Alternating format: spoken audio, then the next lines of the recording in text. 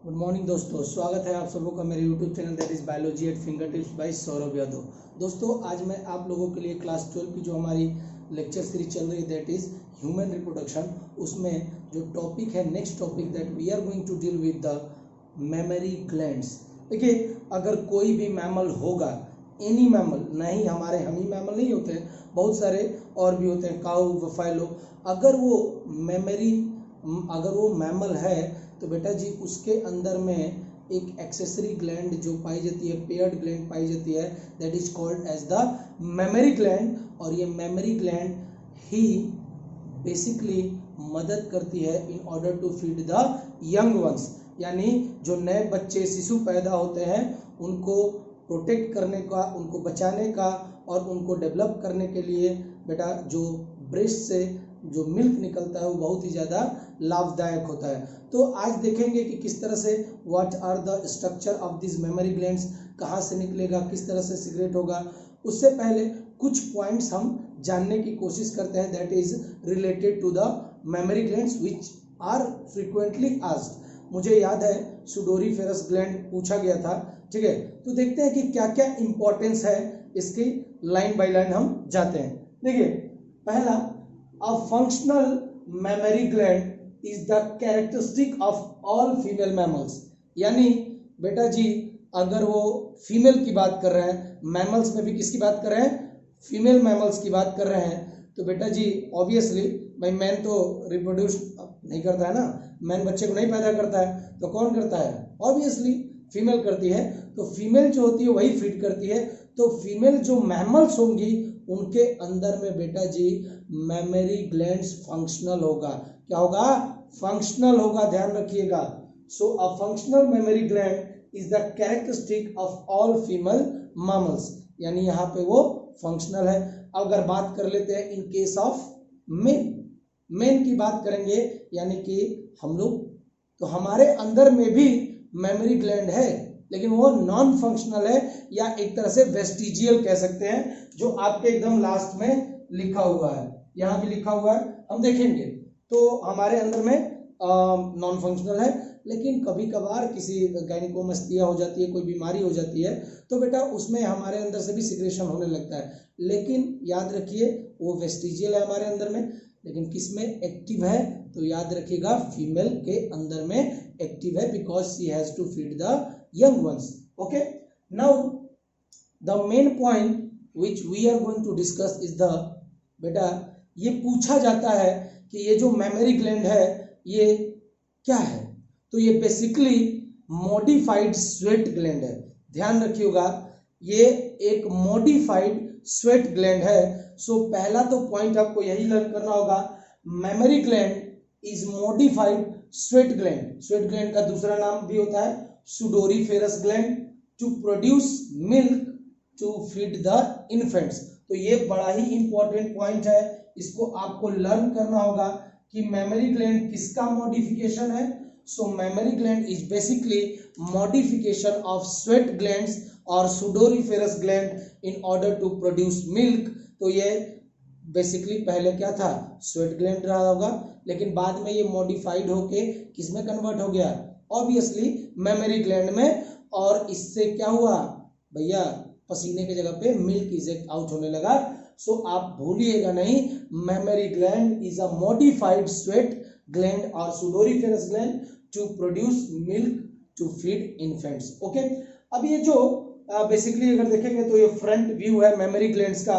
जब आप देखेंगे फ्रंट व्यू, क्योंकि देखो ये कुछ पॉइंट जो इसमें दे रखे हैं इसके बारे में ज्यादा डिटेल में नहीं दे रखा है, तो मैंने सोचा पहले उसको डील कर लेते हैं, फिर अपन देख लेंगे कि किस तरह से क्या प्रोड्यूस हो रहा है। तो देखिए, जब आप फ्रंटल व्यू देखेंगे मेमोरी ग्लैंड्स का, तो इसके अंदर में एक जो डार्कर और एलिवेटेड पोर्शन होगा जो बाहर की तरफ निकला होगा, that elevated portion is known as nipple. उसको हम लोग बोलते हैं बेटा जी निप्पल, जहां से जो आपका बच्चा होगा वो मिल्क को क्या करेगा, वहीं से मिल्क इजेक्शन होगा और बच्चा उसको लेगा।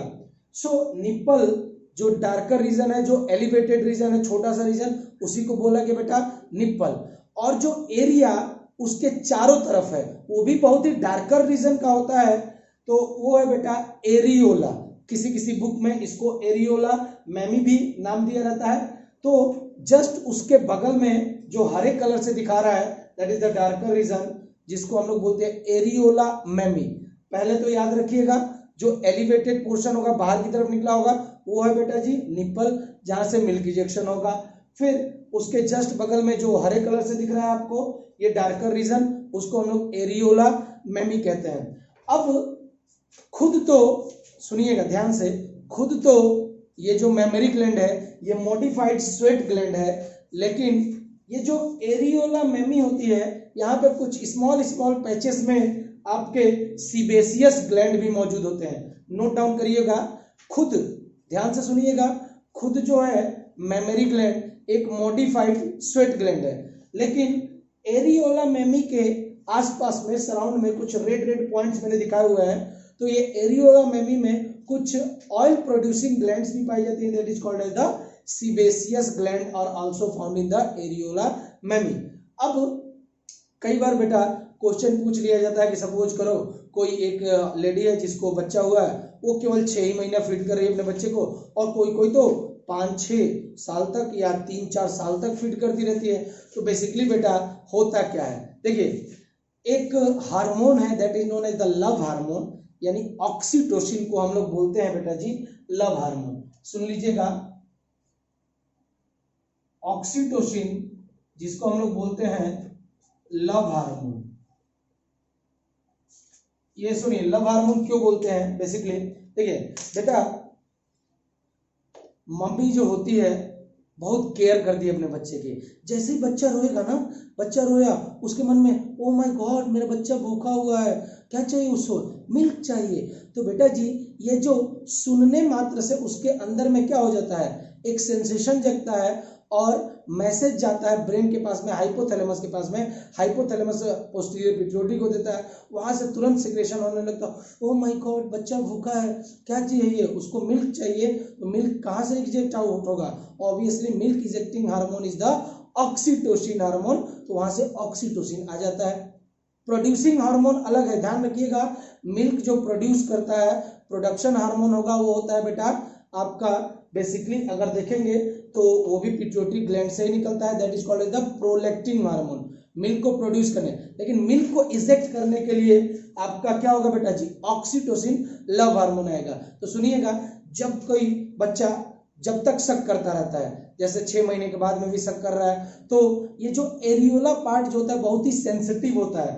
Areola is very sensitive to touch, जो एरियोला पार्ट है एरियोला में बहुत ही सेंसिटिव होता है टच के। जैसे ही बेबी उसको टच करेगा वहां से मैसेज जाएगा ब्रेन में, हाइपोथैलेमस में, ओ माय गॉड बच्चा को क्या चाहिए, दूध चाहिए। तो भैया एरियोला मैमी ने मैसेज भेज दिया हाइपोथैलेमस, हाइपोथैलेमस ने मैसेज भेजा पोस्टीरियर पिट्यूटरी, वहां से रिलीज हुआ क्या बेटा, ऑक्सीटोसिन। क्या रिलीज हुआ, ऑक्सीटोसिन, और ऑक्सीटोसिन रिलीज करेगा जिसकी वजह से यहाँ पे मिल्क क्या हो जाएगा, आपके जो पार्ट है दैट इज द निप्पल, वहां से मिल्क इजेक्ट होकर बाहर आ जाएगा। ओके, तो ध्यान रखिएगा areola mammae is very sensitive to touch, और जब तक चाहे तब तक, जैसे 4 से 5 साल तक भी कोई मदर है वो अपने बच्चे को फीड कर सकती है अपने मिल्क पे।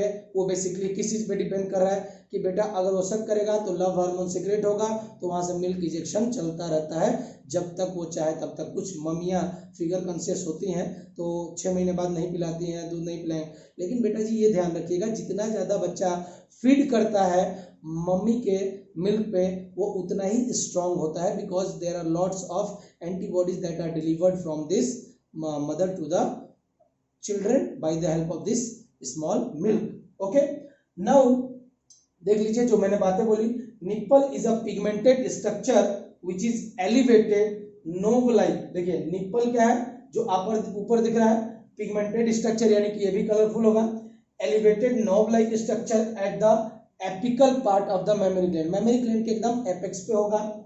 The area adjacent to the nipple, जो एरिया निप्पल के जस्ट बगल में है, देखिए क्या कहेंगे उसको, एरियोला मैमी, वो भी डीपली पिगमेंटेड होगा which is known as areola mammae. The nipple become much elevated. अब सुनिएगा किसी किसी में निप्पल क्या हो जाता है, मच यानी ज्यादा बाहर की तरफ निकला होगा, एलिवेटेड होगा। ये बेसिकली डिपेंड करता है उसके अंदर में कितना अमाउंट ऑफ एडिपोज टिश्यू या फैट टिश्यू डिपोजिट हो रही है। So the nipple become much elevated because of accumulation of fat and presence of muscle. अगर हम बात कर ले, जो शुरुआत में ही बोला कि मेन के अंदर में भी आपका निप्पल होगा, लेकिन वो क्या होगा बेटा, वेस्टिजियल। इन सारे पॉइंट्स को नोट डाउन कर लीजिएगा, लेकिन ध्यान रखिएगा ये क्वेश्चन यहां से पूछा गया है कि मेमोरी ग्लैंड किस चीज का मॉडिफिकेशन है। तो याद रखिएगा mammary gland is a modified sweat gland और sudoriferous gland. Okay, note down करेंगे। चलिए बेटा जी, जब आप एनसीईआरटी पढ़ेंगे तो जो स्पेसिफिक एक लोकेशन दे रखी है, वैसे कहीं भी मेंशन नहीं किया हुआ, मैंने देखा था, लेकिन जब आप स्ट्रक्चर देखोगे जो आपका दे रखा है diagrammatic sectional view of the mammary gland आपका पेज नंबर 46 पे, तो वहाँ स्पेसिफिकली दिखाया हुआ है कि ये जो मेमोरी ग्लैंड है इसके जस्ट पीछे क्या है, पेक्टोरल मेजर मसल है। तो ये पेक्टोरल मेजर मसल के जस्ट ऊपर ही पाया जाता है आपका मेमोरी ग्लैंड। पहला point, breast are situated in front of thorax. Suppose this is the thoracic region, तो ये थोरेक्स के फ्रंट पे ही है। On pectoral major muscle, note down करके रख लीजिएगा कि बेटा जी ये थोरेक्स वाला पार्ट है, जैसे ये हो गया this is the head part, after that head के नीचे क्या होगा, थोरेक्स और द चेस्ट पार्ट। इसी थोरेक्स और चेस्ट पार्ट के ऊपर में ही पाया जाता है आपका मेमोरी ग्लैंड। और किसके ऊपर अगर पूछ ले स्पेसिफिकली, तो ऑन पेक्टोरल मेजर मसल ये दे रखा है। आप अगर एनसीईआरटी ध्यान से देखेंगे तो breast are situated in front of thorax on pectoral major muscle. तो ये पेक्टोरल मैंने बना दिया है, this is the pectoral major muscle, और ये आपका मेमोरी ग्लैंड है, जस्ट उसके ऊपर ही होगा। What is this pectoral major muscle? तो पेक्टोरल मेजर मसल एक लार्ज मसल है जो आपके चेस्ट रीजन में पाई जाती है। बेसिकली आपके कहां से, कंधों से स्टार्ट होगी, कहां से स्टार्ट होगी, कंधों से स्टार्ट होगी और स्टर्नम तक, यानी कि जो बेसिकली कनेक्ट करता है रिब्स और कार्टिलेज को in the case of human body या किसी भी मैमल्स के आसपास में। तो pectoral major muscle is a large muscle in the upper chest. किस रीजन में, चेस्ट के ऊपर वाले भाग की बात कर रहा है। फैलिंग अक्रॉस, जो कि कहां से कहां तक फैला हुआ है, फैलिंग मतलब फैला नहीं, घेरा हुआ है, अक्रॉस द चेस्ट, जो चेस्ट के सराउंडिंग में है, from shoulder to the breast bone और स्टर्नम, जिसको ब्रेस्ट बोन या स्टर्नम भी कहते हैं। ओके, इट कनेक्ट्स, और स्टर्नम का मेन काम होता है कि कनेक्शन होता है, जो आपका एकदम मिड लाइन पे ही होता है, जो कनेक्ट करता है रिब्स और कार्टिलेज, जो आपकी ये बनती है छाती की जो मसल्स बेसिकली बोन्स होती हैं, रिबकेज जो बनता है उसको कनेक्ट करने का काम करता है, वो कहा बेटा, स्टर्नम। आप इतना ना भी याद करो, बस इतना याद कर लीजिएगा, आपके लिए बहुत ही फायदेमंद रहेगा कि breast in front of thorax में पाया जाता है। चूंकि ये पॉइंट दे रखा है किस मसल के ऊपर, ये याद कर लीजिएगा, पेक्टोरल मेजर मसल, इससे आपका काम चल जाएगा। चलिए अब अगर हम बात करें मेमोरी ग्लैंड जो होगा, नेक्स्ट पॉइंट देख रखा है, मेमोरी ग्लैंड जो होता है ये प्रोड्यूस करता है nutritive fluid. Why I am saying it is a nutritive fluid, because जो मिल्क जो प्रोड्यूस होता है बेटा जी, उसके अंदर में बहुत सारी चीजें पाई जाती हैं, ठीक है, जो बेसिकली फीड करने के लिए काम आती हैं। मिल्क में आपके एंटीबॉडीज भी पाई जाती हैं, जो उसको क्या करती है बेटा, रोगी क्षमता यानी इम्यूनिटी प्रोवाइड करती है in order to fight with the infectious disease. Cholesterol आपने सुना होगा, इनिशियल डेज में जो आपका मिल्क आता है that is called as the cholesterol, उसके अंदर में बहुत सारी एंटीबॉडीज होती हैं और ये एंटीबॉडीज उसको प्रोटेक्ट करने का काम करती हैं। इसके साथ साथ में बहुत सारी चीज़ें होती हैं, उसमें कार्बोहाइड्रेट, फैट्स, प्रोटीन, ये सारे कंपोनेंट्स भी होते हैं। तो ये यही तो कंपोनेंट चाहिए for the feeding of any living organism. तो जो मिल्क होता है इसीलिए उसको बोला गया बेटा न्यूट्रिटिव फ्लूइड। सो मिल्क और memory gland produces a nutritive fluid milk for the nourishment of young ones. Milk protect the young ones from various infectious disease up to some months after the birth. तो ये बेटा ये recommend किया जाता है according to हमारे government के according कि बेटा कम से कम बच्चे को 6 महीने तक आप मदर के क्या करें, मदर का मिल्क फीड कराए, ये बहुत ही लाभदायक होता है। वाई, क्योंकि ये बहुत सारी इन्फेक्शियस डिजीज से बचाता है। कैसे, देखिए memory glands of female undergo, देखिए जैसे ही फीमेल प्रेग्नेंट होती है वो मेमोरी ग्लैंड्स की जो सेल्स होती है उसमें डिफरेंशिएशन होने लगता है, डिवीजन होने लगेगा during pregnancy and start producing milk, और जो आपका प्रोलैक्टिन हार्मोन होगा आपके पिट्यूटरी ग्लैंड से निकलने लगेगा और मिल्क का प्रोडक्शन स्टार्ट होता है। लेकिन कब होगा, at the delivery of baby, parturition के समय पे होगा। ध्यान रखिएगा, mammary glands of female undergo differentiation, उसमें डिफरेंशिएशन होने लगता है during pregnancy and start producing milk towards the end of pregnancy by the process called as lactation.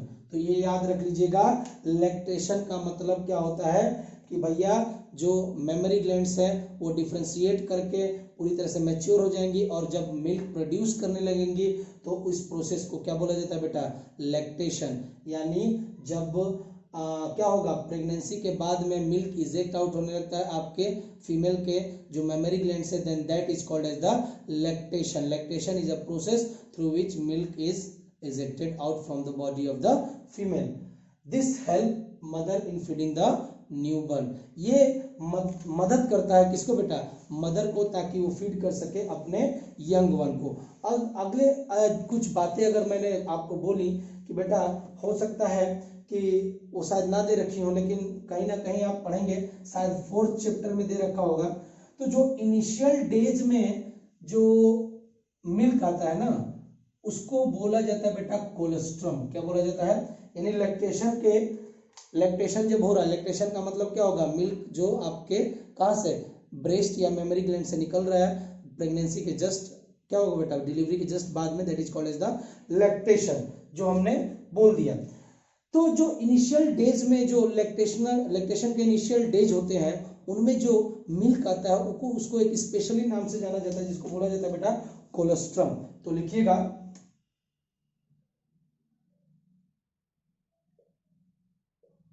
the milk produced during initial days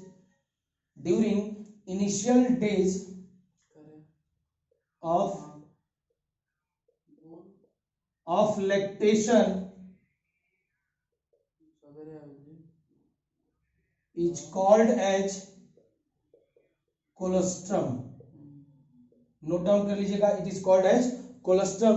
और ये जो कोलेस्ट्रम की एक speciality है बेटा, इसके अंदर में बहुत सारी एंटीबॉडीज होती हैं। यानी बेटा जो मैन मेड, अगर एक बात देखिएगा, कुछ एंटीबॉडी आपके बेबी में नहीं बन रही है, वो डायरेक्टली कौन दे रहा है, मदर दे रही है टू दियर यंग वंस। तो उससे बचाने के लिए, किस चीज के लिए, बहुत सारी इन्फेक्शियस डिजीज से बचाने के लिए। तो ये जो कोलेस्ट्रम होता है इसके अंदर में एक एंटीबॉडी पाई जाती है that is known as IgA।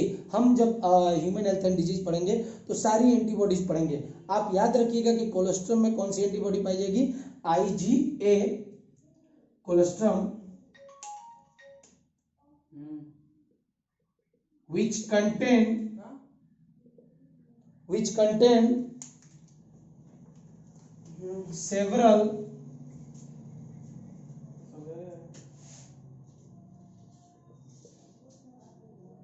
Antibodies, जैसे कि IgA। ओके, ठीक है, that is essential for in order to develop resistance against the disease. So ये प्रोटेक्ट करने का काम कर रहा है। तो मिल्क जो प्रोड्यूस होता है during initial days of lactation उसको बोलते हैं कोलेस्ट्रम, और इस कोलेस्ट्रम के अंदर में बहुत सारी एंटीबॉडीज पाई जाती हैं जो बेसिकली प्रोटेक्ट करता है इन्फेंट को from the infectious diseases. Absolutely essential to develop resistance, resistance मतलब बचाने का काम करेगा, to develop resistance for newborn babies. यानी ये एक तरह से क्या करेगा बेटा, बचाएगा। जो यंग बर्न है उनको बहुत सारी इन्फेक्शियस डिजीज से बचाने का काम करता है। तो जो डॉक्टर होते हैं ना बेटा, डॉक्टर भी क्या करते हैं, वो प्रिस्क्राइब करते हैं कि इनिशियल डेज में 5 से 6 महीने तक रेगुलरली आप अगर मदर हैं तो क्या करें, अपने बच्चे को फीड करें for the proper growth and development of the baby. तो इस पॉइंट को लिख लीजिएगा, breast feeding during initial period of infant growth, यानी जब वो बढ़ रहा है, is recommended by doctors, doctors भी रिकमेंड करते हैं, okay, for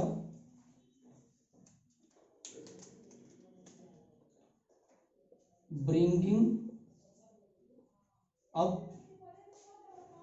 a healthy baby. तो ही आपका बेबी क्या होगा, हेल्दी रहेगा। सो नोट डाउन कर लीजिए, this is all about the mammary gland. इसके बाद हम स्पेसिफिकली अब हम पढ़ेंगे कि किस तरह से स्ट्रक्चर क्या है बनाऊंगा और आपको अच्छे से बताऊंगा किस में प्रोड्यूस होगा, कौन प्रोड्यूस करेगा, ईच एंड एवरीथिंग। पहले ये पॉइंट नोट डाउन कर लीजिए। चलिए आइए दोस्तों देखते हैं मेमोरी ग्लैंड को। What is the structure, how does it looks, ये सारी चीजें किस तरह से प्रोड्यूस होगा, कहाँ से प्रोड्यूस होगा, पहले कहाँ जाएगा, कहाँ स्टोर होगा, ये सारी चीजें हम जानने की कोशिश करते हैं। तो सबसे पहले दोस्तों ये जान लीजिएगा कि जो ओवरी है, अगर बात करें फीमेल की, that is the primary sex organ, क्योंकि उसमें गैमेट प्रोड्यूस होगा। उसको छोड़ के जितने भी रिप्रोडक्टिव स्ट्रक्चर हो, ये भी मेमोरी ग्लैंड पेयर्ड स्ट्रक्चर होता है जो सपोर्ट करता है प्रेगनेंसी को, यानी ये एक्सेसरी आएगा। प्राइमरी को छोड़ दीजिए, बाकी सारे क्या होंगे, एक्सेसरी ग्लैंड कहलाते हैं। सो ब्रेस्ट, ये मेमोरी ग्लैंड को हम ब्रेस्ट भी कहते हैं। Breast serve as an accessory reproductive organ in case of women, जो पहले ही हम पढ़ चुके हैं, क्योंकि ये बेसिकली क्या करता है बेटा, जो यंग वंस है उनको फीड करने के लिए बेसिकली मिल्क इजेक्ट आउट करता है। Now mammary glands are paired structure, number में कितने होंगे, 2, दैट कंटेन्स, 2 चीजें ही आपको पढ़नी है, एक तो होगी glandular tissue and the second that is the variable amount of fat. सुनिएगा, मैंने आपसे पहले भी बहुत बार पूछा हुआ है या बोला हुआ है कि बेटा ग्लैंडुलर यानी ग्लैंड्स किसको बोलते हैं, तो ग्लैंड्स किसी भी चीज को आप कह सकते हैं जो कुछ ना कुछ सिक्रेट करती है। ध्यान से रहे, चाहे ऑयल सिक्रेट करे, चाहे पसीना सिक्रेट करे, कुछ भी सिक्रेट करे, बेसिकली स्वेट सिक्रेट करे या मिल्क सिक्रेट करे। पहले ही बोल चुका हूं, ये जो ब्रेस्ट है it is a modified sweat gland, तो ये भी सिक्रेट कर रही है। तो कोई भी चीज हो अगर वो कुछ सिक्रेट करे, that is called as the gland. क्या बोलेंगे उसको बेटा, ग्लैंड। तो इसके अंदर में कुछ टिश्यूज हैं, that is known as the glandular tissue and the variable amount of fat. अब ये देखिए स्ट्रक्चर पे आइएगा, तो देखिए this is the structure of mammary gland.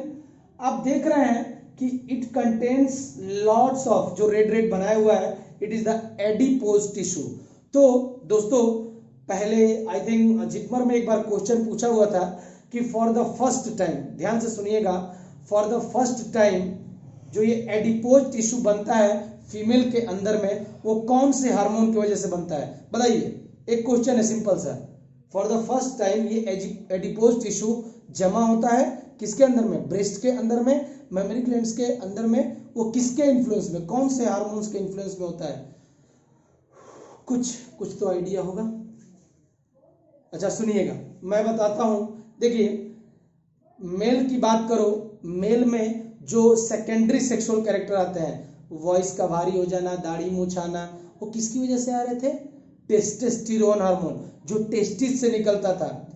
और अगर उसी तरह से बात करेंगे फीमेल की, तो फीमेल के अंदर में ओवरी होती है और ओवरी से जो मेन हार्मोन निकलता है that is called as estrogen. और यही एस्ट्रोजन रिस्पॉन्सिबल होता है क्या करने के लिए बेटा, एडिपोज टिश्यू के डिपोजिशन के लिए for the first time. Note down करेंगे, एडिपोज टिश्यू जो बेसिकली जब बच्चियां छोटी होती हैं तो उनमें ये जो मेमोरी ग्लैंड काफी छोटा होता है, लेकिन धीरे धीरे जब वो प्यूबर्टी के आसपास आती हैं तो प्यूबर्टी के आसपास आती हैं तो वहां पे क्या सीक्रेट होने लगता है, ऑब्वियसली क्या सीक्रेट होगा बताइए, एस्ट्रोजन हार्मोन सीक्रेट होने लगता है। और ये एस्ट्रोजन हार्मोन एडिपोज टिश्यू को क्या कराता है, डिपोजिशन कराने लगता है, कहाँ पे, मेमोरी ग्लैंड्स के अंदर में, इसलिए साइज क्या हो जाता है, इंक्रीज कर जाता है। तो लिख लीजिएगा the point that is the adipose tissue, यानी जो सेकेंडरी सेक्सुअल कैरेक्टर्स होते हैं फीमेल में, ब्रेस्ट का इनलार्जमेंट होना, प्यूबिक हेयर का आना, या फिर अगर बात करें उनकी वॉइस काफी मधुर हो जाती है, ये किसकी वजह से होती है, ड्यू टू द एस्ट्रोजन। तो ये क्वेश्चन पूछा हुआ है एडिपोज टिश्यू, हमें मालूम है कि मेमोरी ग्लैंड्स में लॉट्स ऑफ एडिपोज टिश्यू, जब आप फिगर देखेंगे तो आपको दिखेगा कि बहुत सारा एडिपोज टिश्यू पाया जाता है किसके अंदर में, मेमोरी ग्लैंड्स में। एडिपोज टिश्यू डिपोजिटेड या deposit for the first time in the breast due to the influence of a hormone that is known as the estrogen hormone, यानी एस्ट्रोजन हार्मोन के वजह से ही सेकेंडरी सेक्सुअल कैरेक्टर्स डेवलप होता है female में। तो adipose tissue अगर particularly पूछ रहा है कि किसके इन्फ्लुएंस में डिपोजिट होगा, तो याद रखिएगा एस्ट्रोजन हार्मोन के प्रेजेंस में होगा। अब बात करेंगे एडिपोज टिश्यू, साइज जो होता है मेमोरी ग्लैंड्स का वो अलग अलग फीमेल में अलग अलग हो सकता है। It basically depends upon the amount of fat that is deposited in that, यानी कितना अमाउंट में फैट उसके अंदर में है वही उसका साइज डिफाइन करेगा। फॉर एग्जांपल अगर मान लीजिए फैट बहुत ज्यादा डिपोजिट है तो ब्रेस्ट साइज क्या होगा, इंक्रीज होगा, फैट कम डिपोजिट है तो ब्रेस्ट साइज क्या होगा, कम होगा। जैसे मैंने लिख दिया size of mammary glands vary due to variation in deposition of fat, note down कर लेंगे। अब कई बार क्वेश्चन पूछा जाता है कि बेटा हमारे बॉडी में बहुत सारी टिश्यूज होती हैं, for example connective tissue, for example nervous tissue, muscular tissue, epithelial tissue. तो बेटा जब आप पढ़ेंगे tissue system in case of animal tissue वाला जो चैप्टर होगा, तो वहां आप देखेंगे कि बेटा जी ना ही कनेक्टिव टिश्यू को सीक्रेट करती है, ना ही नर्वस टिश्यू को सीक्रेट करती है, ना ही मस्कुलर टिश्यू को सीक्रेट करती है, केवल और केवल, ध्यान से सुनिएगा, केवल और केवल एपिथेलियल सेल्स जो होती हैं वही ग्लैंडुलर होती हैं या सीक्रेट करती हैं, कुछ ना कुछ सीक्रेट करती हैं, ऑयल, स्वेट, मिल्क, कुछ भी सीक्रेट करेंगी वो होंगी बेटा जी एपिथेलियल सेल्स। तो epithelial cells are the glandular cells of our body, इसीलिए मैंने लिखा all secretion of body comes from epithelial cells. किस सेल से आएगा, एपिथेलियल सेल से आएगा। कनेक्टिव टिश्यू सिक्रेशन नहीं करेगी, नर्वस टिश्यू सिक्रेशन नहीं करेगी, मस्कुलर टिश्यू सिक्रेशन नहीं करती है। जो भी सिक्रेशन आएगा वो आएगा एपिथेलियल सेल से आता है हमारी बॉडी के अंदर में, नोट डाउन करेंगे इस बात को।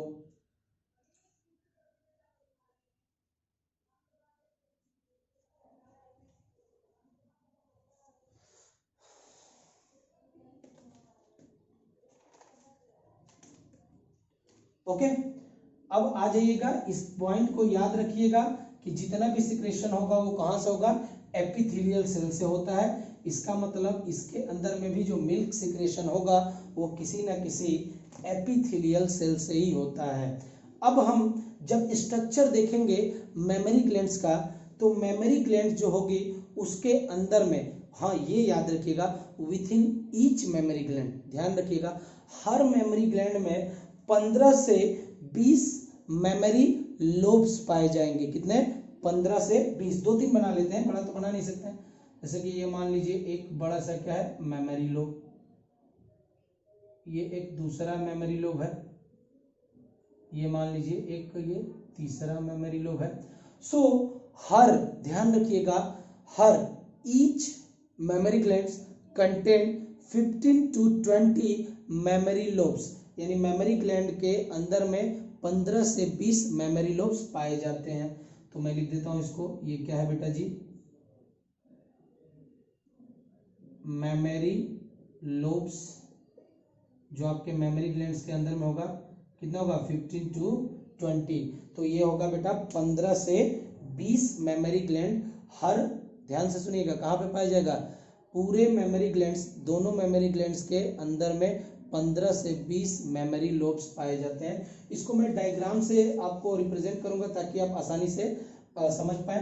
देखिए सबसे पहले यहाँ लिखा मेमोरी ग्लैंड, ओके जी,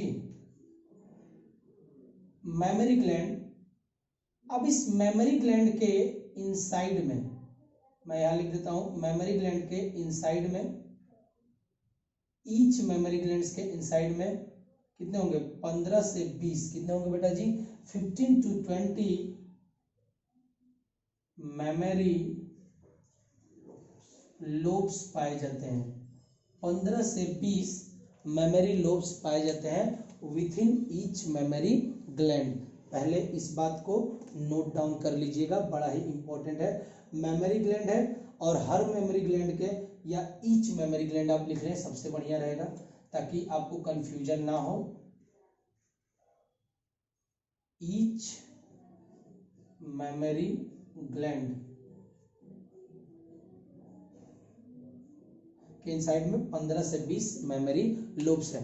अगर आपसे क्वेश्चन पूछ ले कि बताइए टोटल नंबर्स ऑफ, ध्यान से सुनिएगा, total numbers of memory lobes in mammary glands, यानी वहां पे ईच नहीं दिया, पूरे मेमोरी ग्लैंड्स में पूछ ले, तो अगर सुनिएगा पूरे मेमोरी ग्लैंड्स में पूछ रहा है, पूछे पूरे मेमोरी ग्लैंड्स में पूछे, दोनों में पूछ रहा है, तो आप इसका डबल कर देंगे। एक में कितना है 15 से 20, तो दूसरा क्या हो जाएगा 30 से 40 मेमोरी लोब्स होंगे। याद रखिएगा 30 से 40 मेमोरी लोब्स होंगे दोनों मेमोरी ग्लैंड्स में मिला के।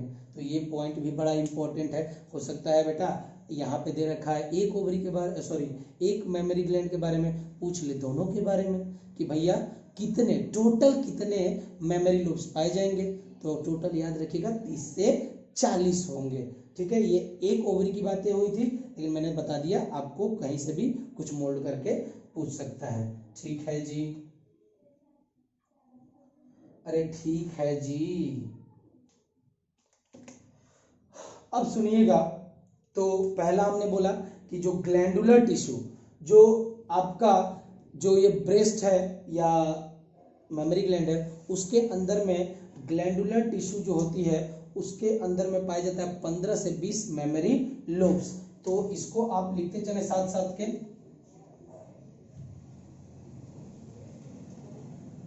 यहीं पे लिखते रहिएगा।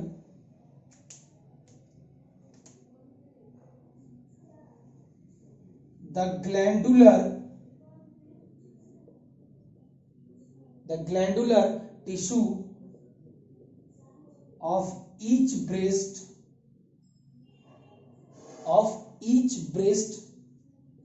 contains 15 to 20 mammary lobes.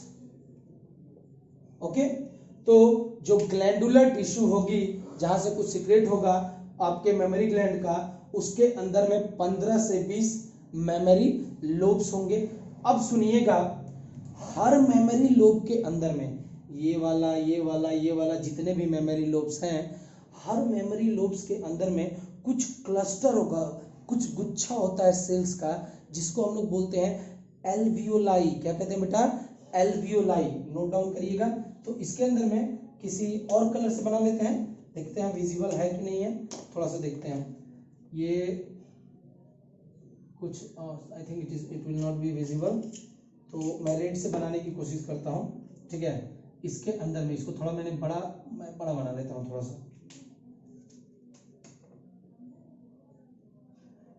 इतना बड़ा। ठीक है, ये मेमोरी लोब है, इसके अंदर में, तो इसके अंदर में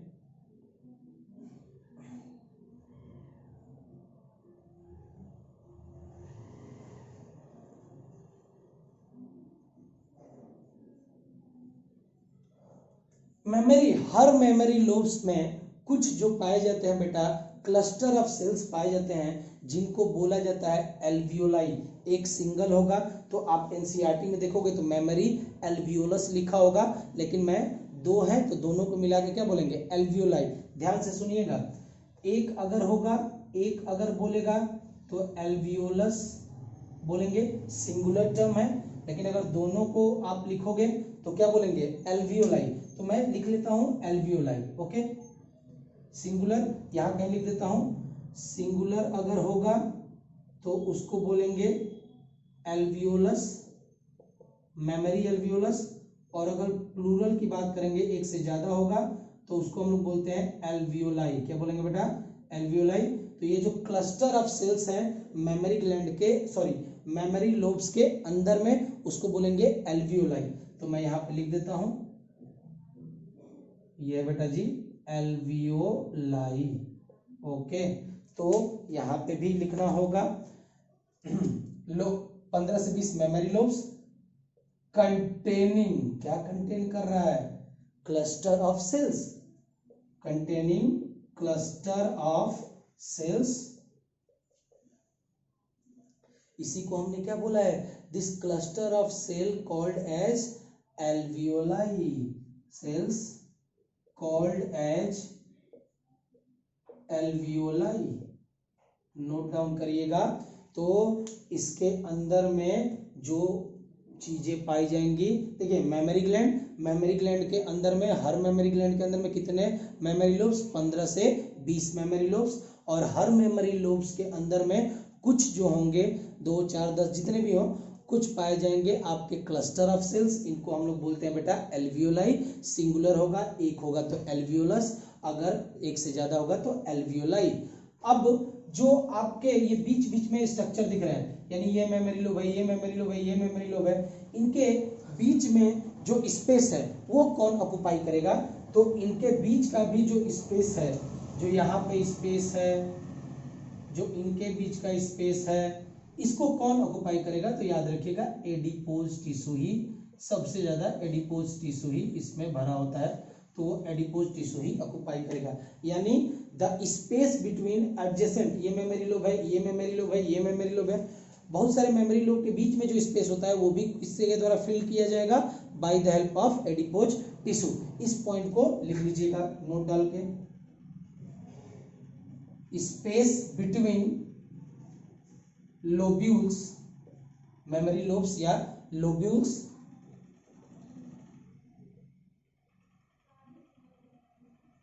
इज फिल्ड विथ, किससे फिल्ड होगा बेटा फैटी टिश्यू। नोट डाउन कर लीजिएगा। तो बेटा अभी तक हमने पढ़ा कि मेमोरी ग्लैंड के इनसाइड में कितने, ईच मेमोरी ग्लैंड में 15 से 20 मेमोरी लोब्स है, और हर मेमोरी लोब्स में क्या है बेटा एल्वियोलाई। क्या है बेटा जी एल्वियोलाई। तो इसको थोड़ा मैं डिलीट कर देता हूं, फिर उसको लिखते रहता हूं ताकि आप भी साथ साथ में लिखते रहें। तो अब देखिए, तो ये हो गया होगा, इसको आप स्नैपशॉट ले लीजिए 2 मिनट में, फिर आगे बढ़ते हैं।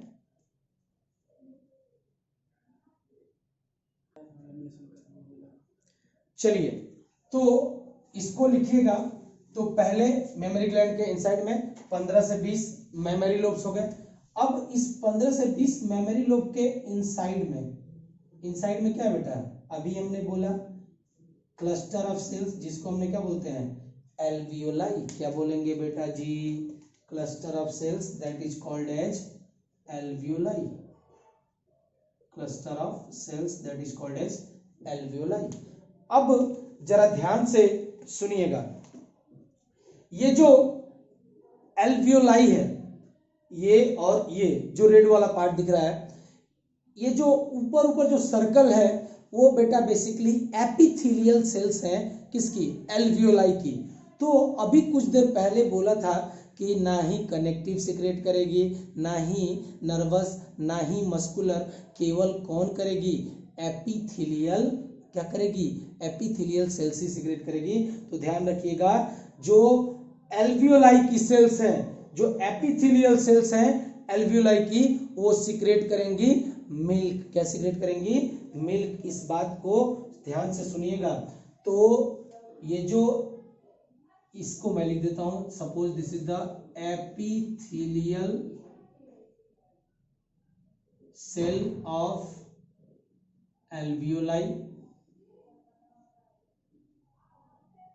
तो ये जो एपिथेलियल सेल है या एपिथेलियल लेयर है एल्वियोलाई की, ये सिक्रेट करेगी क्या बेटा जी? मिल्क। क्या सिक्रेट करेगी? यहां से इसने सिक्रेट किया एपिथेलियल सेल्स ऑफ एल्वियोलाई, यहां लिख लीजिएगा सीक्रेट्स मिल्क। सुनिएगा, अब जो एपिथेलियल सेल्स है उसने सिक्रेट किया मिल्क। अब ये मिल्क को थोड़ा मैं अलग कलर से दिखाता हूं। यहां से ये जो गोली गोली सेल्स है, गोला गोला, इसने सिक्रेट किया। अब थोड़ा इसको ल्यूमेन को थोड़ा मैं बना देता हूं, थोड़ा सा बड़ा, ताकि आपको समझ में आ जाए।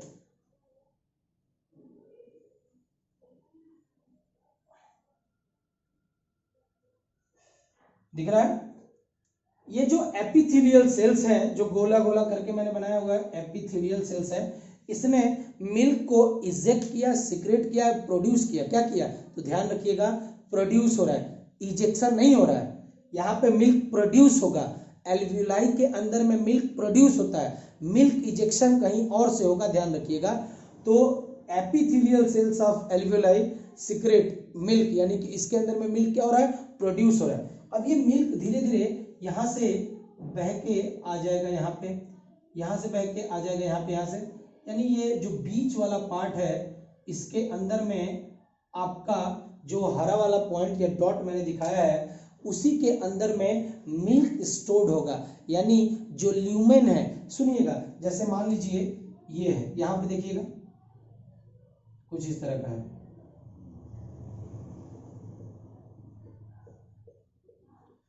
ठीक है जी, जलेबी की तरह बन गया। ये एपिथेलियल सेल्स है, किसकी? एल्वियोलाई की एपिथेलियल सेल्स है। ये जो एल्वियोलाई की एपिथेलियल सेल्स है, ये सिक्रेट करेंगे मिल्क, मिल्क को निकालेंगे। जैसे मान लीजिए मिल्क जो है रेड कलर का है, निकल रहा है, मिल्क रेड नहीं होता है, मैं मान लेता हूं, ये यहाँ पे चला गया, इसने यहाँ डाल दिया, इसने यहाँ डाल दिया, इसने यहाँ, इस तरह से करते करते करते करते करते करते ये जो पूरा ल्यूमेन होगा, ये है बेटा ल्यूमेन ऑफ एल्वियोलाई। तो ल्यूमेन के अंदर में ही क्या होगा बेटा? स्टोर होता है मिल्क। ध्यान रखिएगा, मिल्क प्रोड्यूस होगा एल्वियोलाई की एपिथेलियल से, यहां से मिल्क क्या हुआ? सिक्रेट हुआ या प्रोड्यूस हुआ। ओके, और कहां जाके आपके ये स्टोर होगा? तो जो ल्यूमेन वाला पार्ट दिख रहा है, it is the lumen of alveoli. तो यहां पे लिख लीजिएगा, ये this part that is called as the secret milk. यहां पे हो गया, ये इधर लिख देता हूं थोड़ा इधर करके, ये जो अंदर वाला पार्ट है, ये क्या बेटा? मिल्क जो स्टोर्ड होगा in lumen of alveoli. Note down कर लीजिएगा, मिल्क जो होगा वो स्टोर्ड होगा, सीक्रेट कहां से होगा? एपिथेलियल सेल से, दिख रहा है, और स्टोर होगा ल्यूमेन ऑफ दिस एल्वियोलाई के अंदर में ही। ये क्या हो जाएगा बेटा? स्टोर हो जाएगा। तो ल्यूमेन, कई बार बच्चे बेटा सर ल्यूमेन क्या, ल्यूमेन क्या? देखो बेटा कुछ नहीं, देखो ये सपोज करो ये पाइप है, ठीक है, पाइप के अंदर वाला जो पूरा हिस्सा होता है, ये पूरा हिस्सा, इसी को बोलते हैं बेटा ल्यूमेन। यानी जो खाली स्पेस होता है ना किसी भी ऑर्गन का, किसी भी जगह का, उसको हम लोग बोलते हैं ल्यूमेन। तो एल्वियोलाई है, एल्वियोलाई के बीच का ये जो खाली वाला स्पेस है, that is called as the lumen. तो ध्यान रखिएगा, एल्वियोलाई की एपिथेलियल सेल्स मिल्क को सिक्रेट करेंगी और ये मिल्क धीरे धीरे उसके ल्यूमेन में जाके इकट्ठा हो जाएगा, यानी वहीं पे रह जाएगा। तो इस बात को लिखेंगे, पहले स्नैपशॉट ले लीजिए, फिर मैं लिखवा देता हूं और उस तरह से भी लिख लेंगे। ओके, चलिए, आई थिंक ये बात आपको आसानी से समझ में आ गई होगी।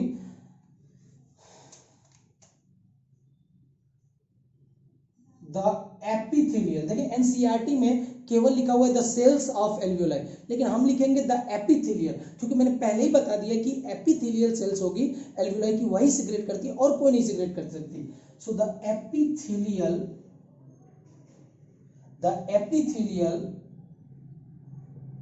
Sales of alveoli secrets milk. और सुनिएगा एक पॉइंट जरा मैं बताना चाहता हूं यहां पे, ये सुनिएगा, there are two types of hormones जो कि इजेक्ट होते हैं आपके पिट्यूटरी ग्लैंड से। एक तो होता है मिल्क को प्रोड्यूस करने वाला हार्मोन और एक होता है मिल्क को इजेक्ट आउट करने वाला हार्मोन। तो ध्यान रखिएगा यहाँ पे पहले बन रहा है, प्रोड्यूस हो रहा है, तो ये जो एपिथेलियल सेल्स है एडिपोज टिश्यू की, इनके लिए मैसेज कहाँ से आएगा कि बेटा आपको मिल्क क्या करना है, प्रोड्यूस करना है। तो सुनिएगा इनके लिए जो मैसेज आता है वो आता है बेटा जी पिट्यूटरी ग्लैंड से। और कौन सा हार्मोन आएगा, किसी भी हार्मोन्स के इन्फ्लुएंस में होता है, that is called as the prolactin hormone. कौन सा हार्मोन, प्रोलैक्टिन हार्मोन, जिसको मिल्क प्रोड्यूसिंग हार्मोन कहेंगे। तो यहाँ पे थोड़ा मैं इसको एडिपोज टिश्यू को थोड़ा मिटा देता हूँ, ठीक है, ताकि मुझे स्पेस मिल जाए। देखिए अब यहाँ पे है पिट्यूटरी ग्लैंड, ये पिट्यूटरी ग्लैंड जो होगी एक हार्मोन को भेजेगी, एक हार्मोन को सीक्रेट करेगी, दैट इज कॉल्ड एज, और ये सीधे आपके किसके ऊपर एक्ट करेंगे, to the epithelial cells of alveoli. The pituitary gland से जो हार्मोन निकलता है that is called as the prolactin hormone. कौन सा हार्मोन, प्रोलैक्टिन हार्मोन, जिसको हम लोग बोलते हैं बेटा जी मिल्क प्रोड्यूसिंग हार्मोन। क्या बोलते हैं, मिल्क प्रोड्यूसिंग हार्मोन। ध्यान रखिएगा, it is called as milk producing hormone. तो लिख लीजिएगा मिल्क प्रोड्यूसिंग हार्मोन, सही है, दिख रहा है। सो द एपिथेलियल सेल्स, देखिए जो एपिथेलियल सेल्स है एल्वियोलाई की, उसको मैसेज दिया पिट्यूटरी ग्लैंड ने, तब उसने क्या किया, सिक्रेट किया मिल्क, और वो जाके कहाँ स्टोर हुआ, तो in the lumen of alveoli. So इस बात को लिखिएगा, the epithelial cells of alveoli secrete milk किसके इन्फ्लुएंस में, under the influence of, under the influence of prolactin hormone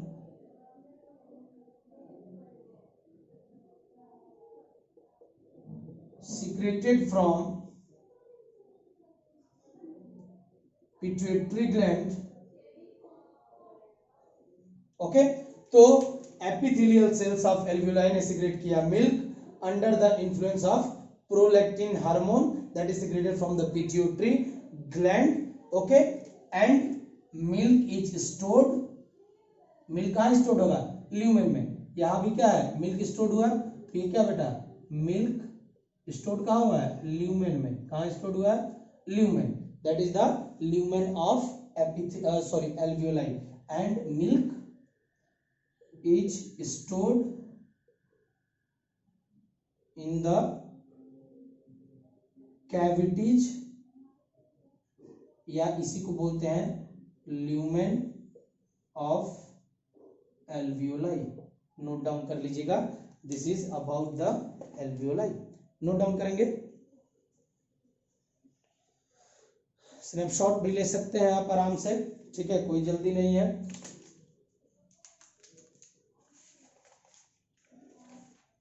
तो ध्यान रखिएगा बेटा, हर मेमोरी ग्लैंड के अंदर में 15 से 20 मेमोरी लोब, उसके अंदर में कुछ क्लस्टर ऑफ सेल्स होती हैं जिनको हम लोग एल्वियोलाई बोलते हैं। एल्वियोलाई की जो एपिथेलियल सेल्स होती है उसके ऊपर मैसेज आता है मिल्क को प्रोड्यूस करने के लिए। कहाँ से, पिट्यूटरी ग्लैंड से मैसेज आया, एक हार्मोन आया, उसने पिंच आउट कर दिया, ए क्या बनाओ, मिल्क बनाओ। कौन सा हार्मोन, प्रोलैक्टिन हार्मोन। तो जो एपिथेलियल सेल्स थी उन्होंने क्या किया, सिक्रेट करना स्टार्ट कर दिया, प्रोड्यूस करना स्टार्ट कर दिया मिल्क को। ये धीरे धीरे मिल्क प्रोड्यूस हुआ और कहाँ जाके इकट्ठा हो गया, इन द ल्यूमेन ऑफ एल्वियोलाई। अब तक अगर कोई भी डाउट है तो पूछ लीजिएगा।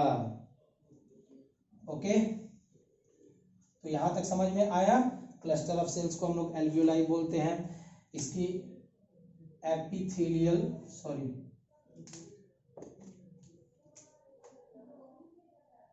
एल्वियोलाई की जो एपिथेलियल सेल्स होंगी वो प्रोड्यूस करेंगे क्या बेटा, मिल्क। और तीसरा क्या होगा बेटा, मिल्क स्टोर्ड होगा in lumen of alveoli. Okay okay, epithelial cells produce करेगी मिल्क को, किसके इन्फ्लुएंस में बताइए, कौन से हार्मोन को, तो प्रोलैक्टिन लिख लीजिएगा, जो कि मिल्क प्रोड्यूसिंग हार्मोन होता है। कौन सा hormone, milk producing hormones. Okay जी,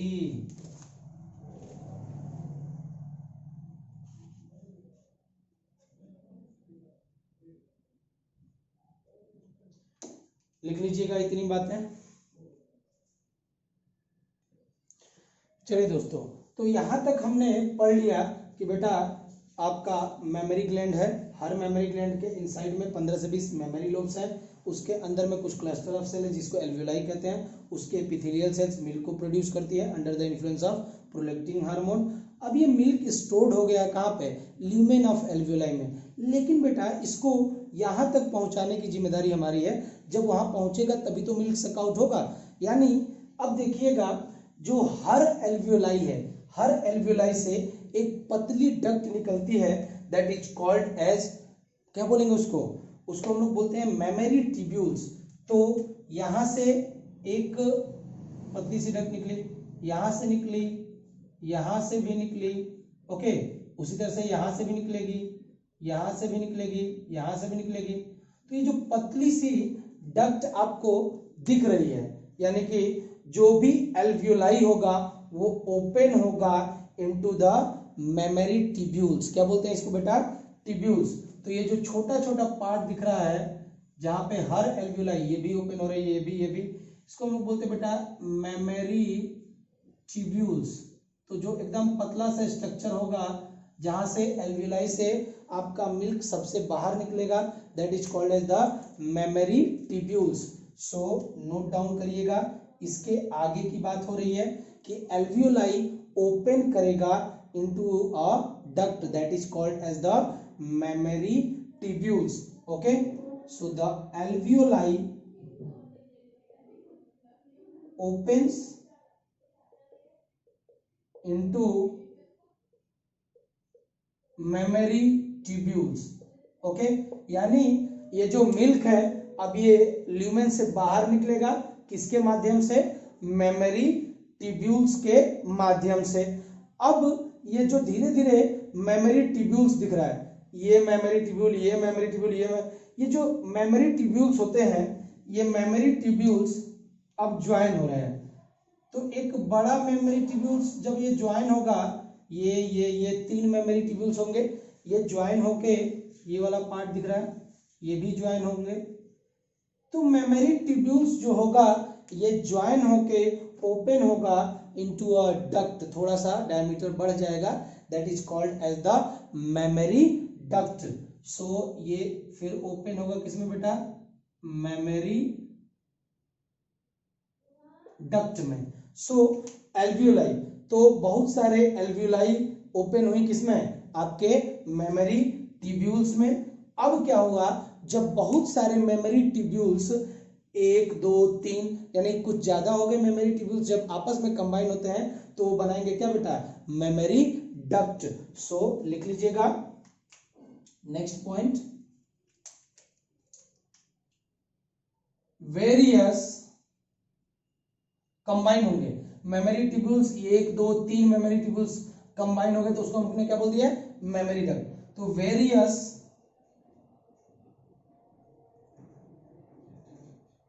memory duct, sorry, various mammary tubules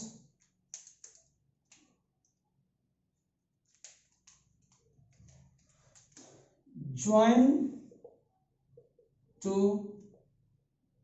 form क्या बनाएगा बेटा, मेमोरी डक्ट। एकदम सिस्टमैटिक वाइज लिखा हुआ है। तो ठीक है, एल्वियोलाई से बाहर निकलेगा, मेमोरी ट्यूब्यूल से बहुत सारी मेमोरी ट्यूब्यूल्स कंबाइन होंगी, then it will form the mammary duct. अब क्या होगा बेटा, बहुत सारे मेमोरी डक्ट आपस में कंबाइन होंगे and it will lead to formation of a bulged portion that is called as the mammary ampulla. Okay, तो ये इधर से आया, ये इधर से आया, ये इधर से आया, ये दोनों कंबाइन हो गए तो एक बल्ज्ड पोर्शन का इन्होंने जन्म दिया, जो ये मेमोरी डक्ट है, ये भी आपका मेमोरी डक्ट है। दो मेमोरी डक्ट आपस में आके थोड़ा कंबाइन होंगे तो ये बनाएंगे बेटा, इसको हम लोग बोलते हैं, क्या बोलेंगे बेटा जी, मेमोरी एम्पुला। क्या बोलेंगे, मेमोरी एम्पुला। तो ये थर्ड पोर्शन, पहला ये था, दूसरा ये था, तीसरा आ गया बेटा जी मेमोरी एम्पुला। थोड़ा इसको मैं डिलीट कर देता हूं ताकि आपको समझ में आता रहे। मेमोरी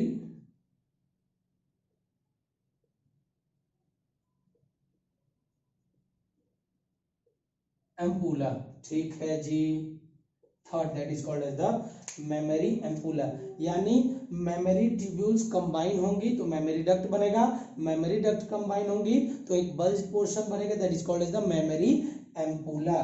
तो इसको भी लिख लीजिएगा, various mammary duct joins,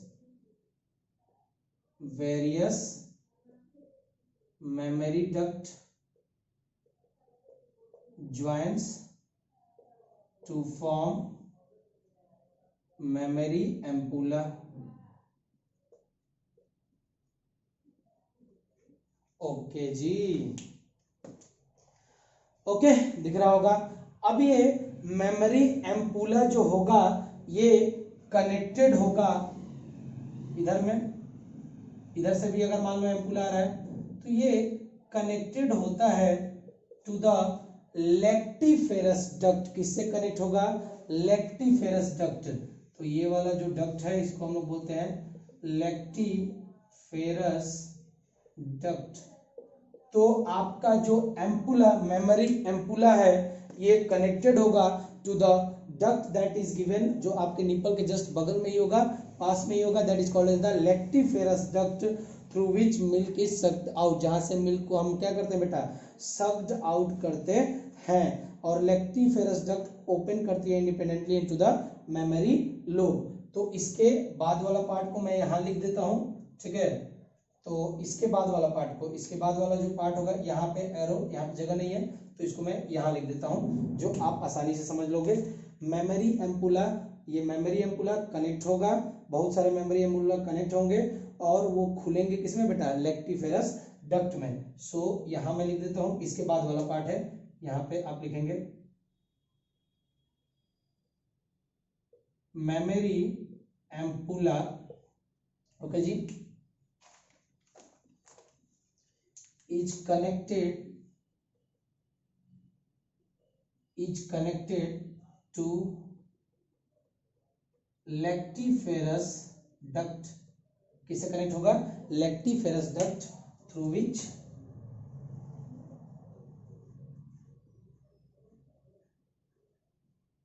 milk is sucked out।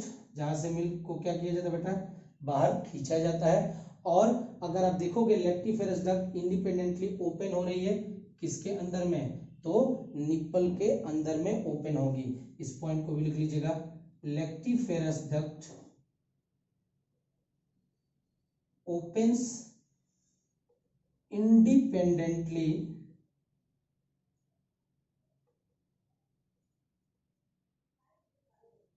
In the nipple.